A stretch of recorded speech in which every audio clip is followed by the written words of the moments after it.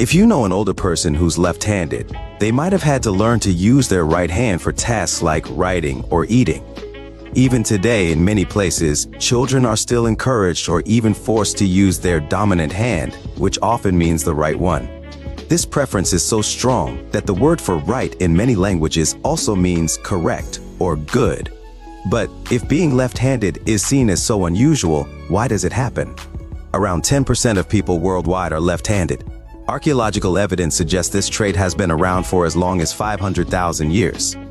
Human remains show differences in arm length and bone density that hint at left-handedness, and some ancient tools and artifacts indicate that left-handed people were using them. Handedness isn't a choice. It's something that can be predicted even before birth based on how the fetus positions itself in the womb. Is handedness determined by our genes? The answer is partly yes and partly no.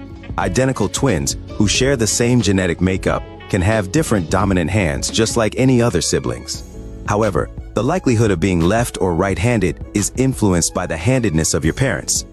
For example, if your father is left-handed and your mother is right-handed, you have a 17% chance of being left-handed.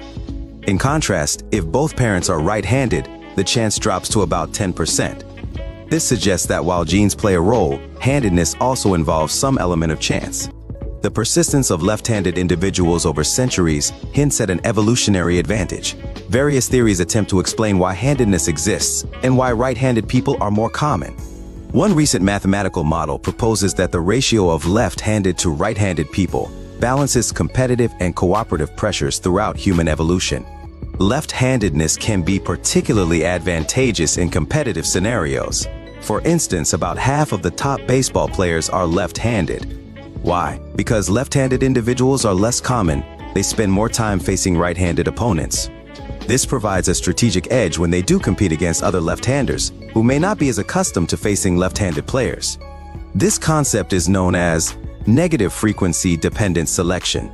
However, if competition were the only factor, left-handed people would eventually become more common, diminishing their advantage. But human evolution is shaped by both competition and cooperation. In cooperative settings, where tools and equipment are designed primarily for right-handed people, left-handed individuals may struggle more. For instance, in sports like golf, where competition isn't a factor, only about 4% of top players are left-handed. This reflects the broader issue of tool design and accessibility, which can disadvantage left-handed people and influence their prevalence. Thus, the balance of competitive and cooperative factors creates an equilibrium that maintains left-handedness as a small but stable minority. This balance is evident not only in humans, but also in other species. For example, the distribution of handedness in some animals and the slightly higher percentage of left-handed individuals in competitive hunter-gatherer societies provide clues about early human evolution. In summary, the proportion of left-handed people results from a complex interplay of evolutionary pressures, with competition providing an edge in certain contexts and cooperation creating challenges. Understanding these dynamics helps us appreciate why left-handedness persists and reveals fascinating aspects of our evolutionary history.